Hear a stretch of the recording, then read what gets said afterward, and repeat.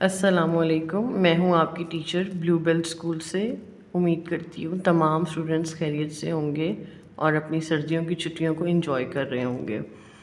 آج ہم اپنا کام سٹارٹ کریں گے اردو لٹریچر سے، جس کا سبق ہے جب ہر چیز سونے کی بن گئی۔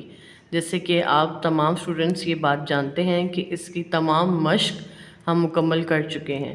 آج ہم اس کی دہرائی کریں گے، لیکن اس سے پہلے ہم دہرائی کرتے ہیں۔ جیسے کہ آپ کو یاد ہوگا جب ہم نے یہ مضمون پڑھا ہے تو اس میں ایک بادشاہ کی کہانی ہے جو کہ بہت لالچ میں تھا، جس کو سونے کا لالچ تھا، اور وہ ہمیشہ یہ دعا کرتا تھا کہ ہر چیز سونے کی بن جائے۔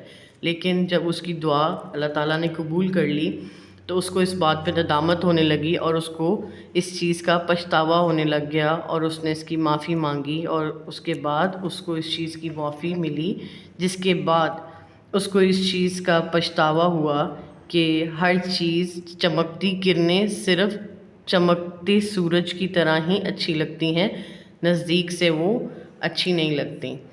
تو آئیں ہم اس کے الفاظ معنی کی دہرائی کرتے ہیں۔ آپ تمام اسٹوڈنٹس میرے ساتھ اس کی دہرائی کریں گے۔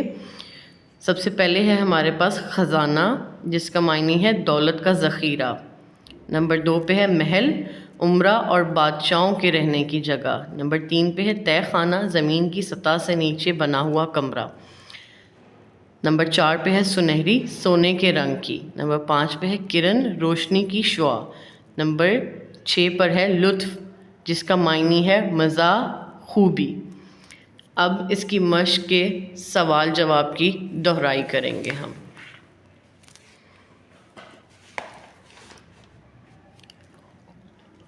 سبق نمبر 14، جب ہر چیز سونے کی بن جائے۔ اس کا سوال نمبر 1 ہے، بادشاہ کو کس چیز کا لالچ تھا؟ بادشاہ کو سونا جمع کرنے کا لالچ تھا۔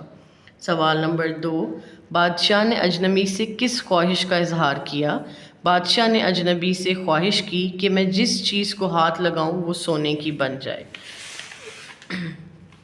سوال نمبر 3، اجنبی نے بادشاہ کو کیا مشورہ دیا؟ جواب، اجنبی نے بادشاہ کو مشورہ دیا آئندہ دولت کا لالچ نہ کرنا۔ سوال نمبر 4، اجنبی نے اس مشکل سے نکلنے کا کیا طریقہ بتایا؟ اجنبی نے بادشاہ کو تالاب میں نہانے اور اس کا پانی چیزوں پر چھڑکنے کا طریقہ بتایا تاکہ وہ اس مشکل سے نکل سکے۔ نمبر 5، اس کہانی سے ہمیں کیا سبق ملتا ہے؟ جواب، انسان کو ضرورت سے زیادہ دولت کی خواہش نہیں کرنی چاہیے اور لالچ سے بچنا چاہیے۔ یہ ہمارے 5 سوال ہیں جس کی ہم نے دہرائی کی ہے، اور میں امید کرتی ہوں کہ آپ تمام اسٹوڈنٹس کے پاس یہ کام مکمل بھی ہوگا اور آپ اس کی اچھے سے دہرائی کریں اور اس کو اچھے سے یاد بھی کریں، اور اپنے پاس رف کاپیز پہ لکھ کر یاد کرنے کی کوشش کریں تاکہ پیپرز میں غلطی کی گنجائش نہ ہو۔ بہت شکریہ۔